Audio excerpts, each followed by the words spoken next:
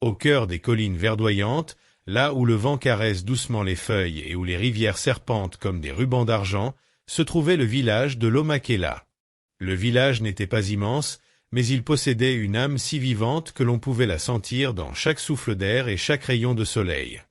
Les cases en terre battue, aux murs couleur ocre tirant sur le rouge, semblaient raconter les histoires de leurs ancêtres.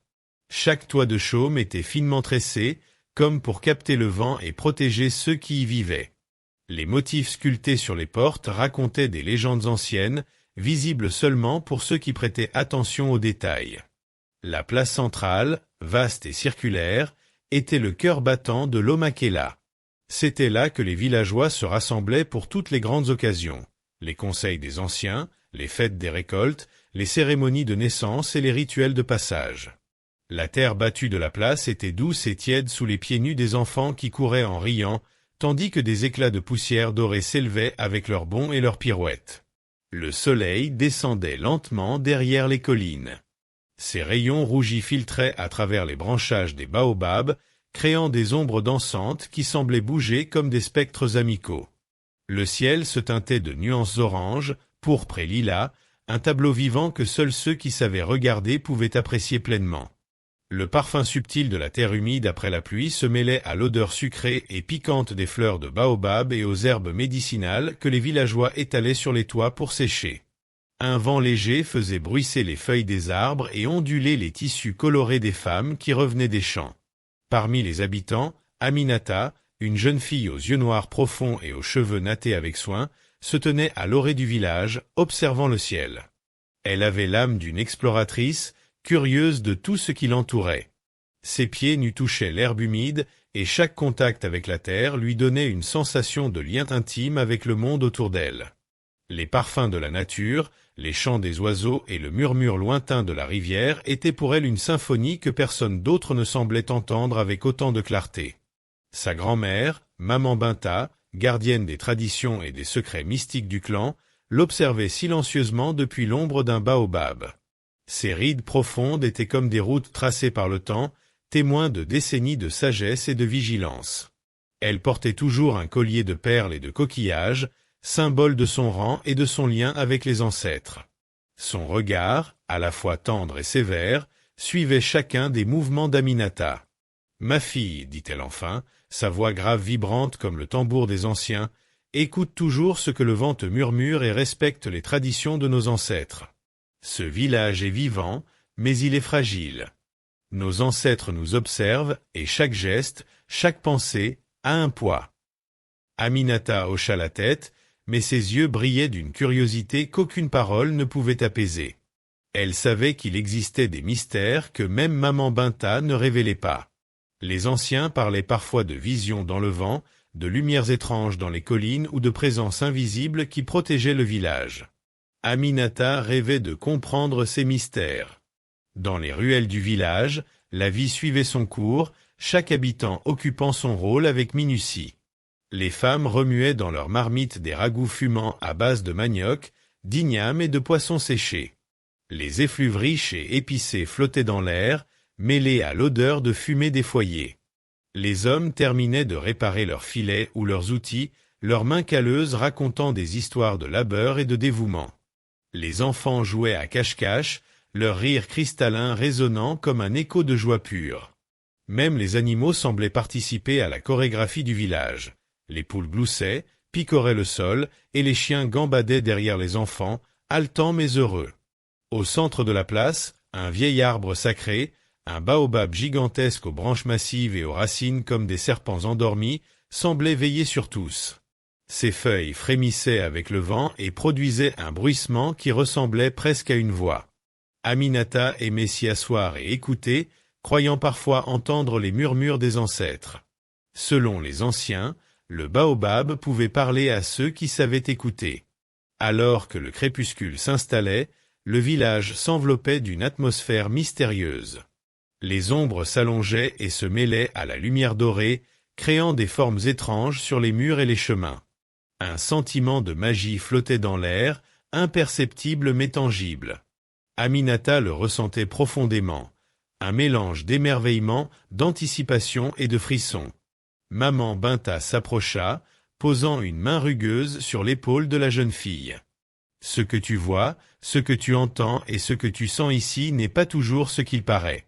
Le village cache des secrets, Aminata. Certains sont anciens, d'autres se révèlent seulement à ceux qui sont prêts. Les mots de sa grand-mère éveillèrent une émotion intense en Aminata. Son cœur battait plus vite. Une vague de responsabilité et de curiosité l'envahit.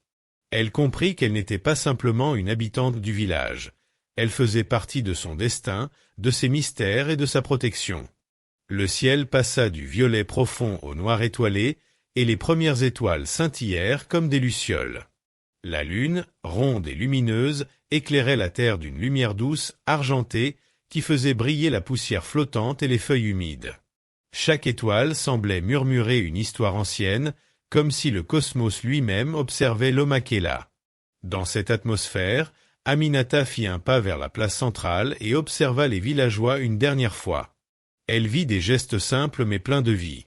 Un vieil homme qui s'asseyait pour tresser un panier, une femme qui berçait son enfant en chantonnant un air ancestral, un jeune garçon qui imitait les mouvements d'un guerrier. Tout cela lui parla profondément. La beauté du village ne résidait pas seulement dans ses paysages ou ses traditions, mais dans l'amour et la dévotion de ses habitants. À cet instant, un léger vent glacial descendit des collines, caressant son visage et faisant frémir les feuilles du baobab. Aminata sentit un frisson étrange, presque surnaturel. Elle se retourna instinctivement vers l'ombre de la colline et pensa avoir aperçu une silhouette furtive, mais rien n'était visible à part les arbres et la brume. Son cœur s'emballa. Était-ce son imagination ou un présage des mystères dont parlait maman Binta? Les bruits du village se calmèrent peu à peu. Le chant des grillons devint dominant, ponctué par le clapotis discret de la rivière et le bruissement du vent dans les herbes. La lune éclairait maintenant la place et les cases d'une lumière argentée qui semblait rendre chaque chose plus sacrée, plus mystique. Aminata inspira profondément, imprégnant ses sens de chaque odeur, chaque son, chaque couleur. Elle savait que cette nuit serait différente, que quelque chose allait arriver, que le destin de l'Omakela et peut-être le sien était sur le point de changer. Maman Binta, remarquant l'inquiétude et l'excitation de sa petite fille, murmura. « Le vent te parle, Aminata. Écoute-le. Mais souviens-toi, la curiosité doit toujours s'accompagner de prudence et de respect. » Aminata hocha la tête, le regard fixé sur l'obscurité des collines. Ses pensées tourbillonnaient, et si les histoires des anciens étaient vraies? Et si les présences mystiques existaient réellement? Elle se sentit à la fois effrayée et exaltée, prête à découvrir ce qui se cachait derrière les légendes du village.